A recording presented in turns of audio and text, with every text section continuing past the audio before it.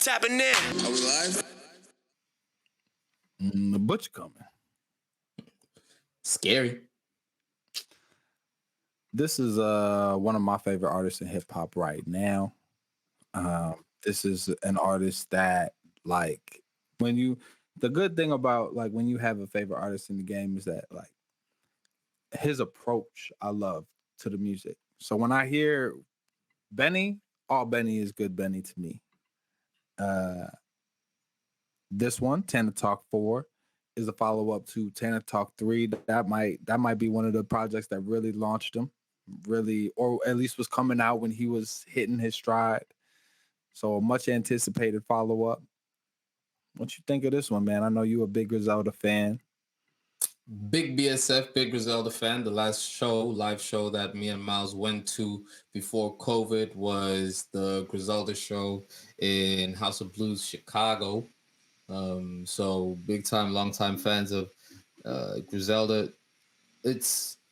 Griselda's at a very particular, interesting point now because there's a bunch of contracts that are expiring at the same time. There's a bunch of people, there's a bunch of new labels that are formulating, and the original structure that was had of Griselda seems to be evolving, which is always great to see. You know, everybody has their own label type of situation. So it's in leading up to this album dropping, Benny dropped a date on the snippet. You know, we run to every Benny snippet and we share it amongst the groups. We love that type of thing.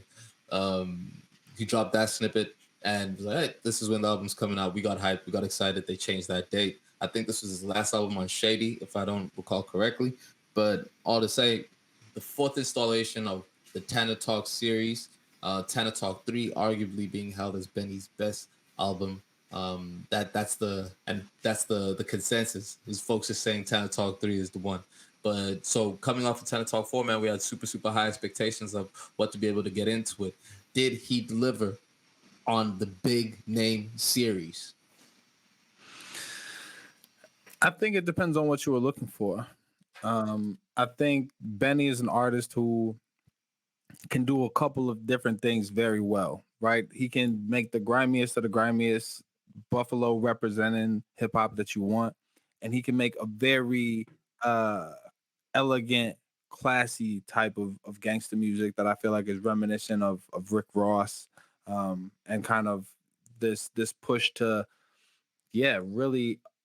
really take hip hop to a place where it can represent the streets, but it can also represent success, right? And the production I think on this album represents him trying to showcase his ability to do both.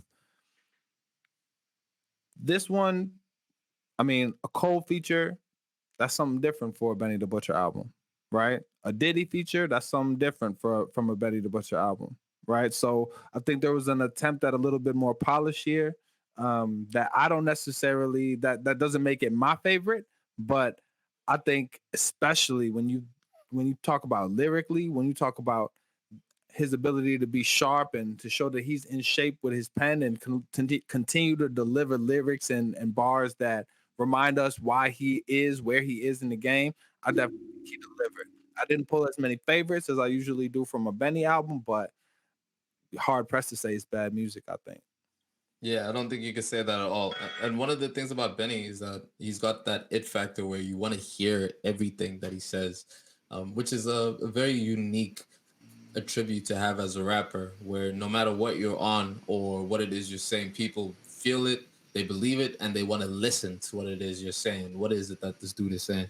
So, and if that is if that is his greatest attribute, then he continues that run. Since Tana Talk 3, he's put out 7 different projects that have come out. Plugs I Met 2, that Pyrex Picasso, personally, I think, which is the album that precedes this, that we did cover, is one of my favorite offerings from Benny the Butcher recently. I love what he's doing with El Camino. I love what he's doing with 38 Special, and I think it's super dope, you know? So coming off of this, I think the big name, which is Tana Talk 3, which is a flawless classic album that he put out. I don't think anybody would disagree that Tana Talk 3 is not only his best work, but a classic album. You know, it belongs on vinyl. That's timeless hip hop.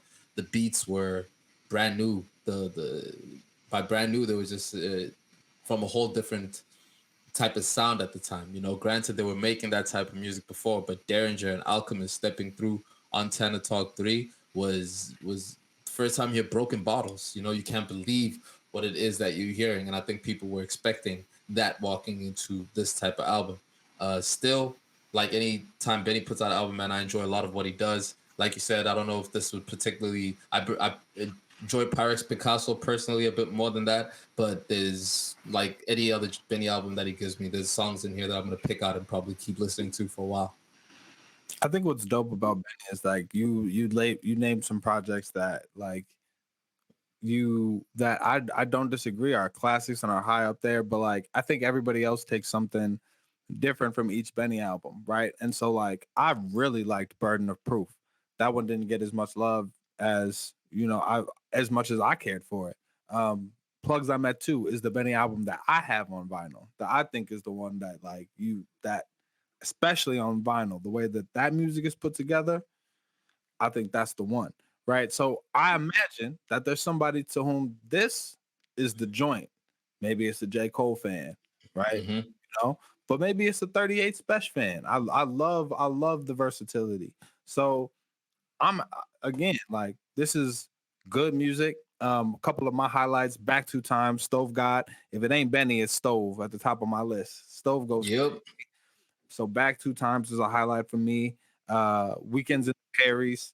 I really liked Uncle Bun with 38 Special and Guerrero, which actually does a lot of referencing to Tana Talk 3 and a lot of the albums that came after it. He's kind of Hall of Faming it on Guerrero. So yeah, man, I think this is a dope album. I think we all have our favorites of Benny.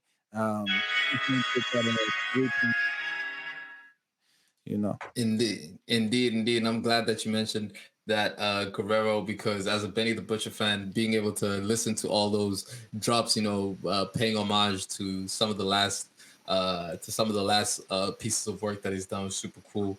The second half of this album for me rides so smooth, from Billy Joe all the way down to Mr. Childs Hall. Back to Time is Dumb.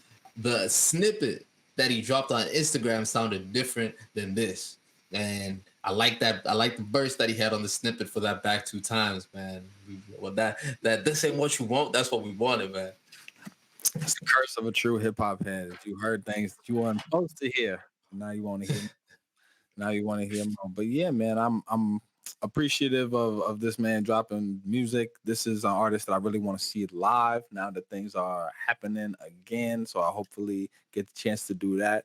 Maybe this summer, this fall with my brother. Who knows? Mhm. Let us know what type of shows that y'all would want to go to. A lot of music came out this week, so we know we could get to the Dave East. We know we could get to the Durkio. As a Chicago podcast, we might have to do that. Let us know what y'all want to hear. We might just have to circle back to that Dirk Yo next week because it is special. Man, Mr. Miles Xavier.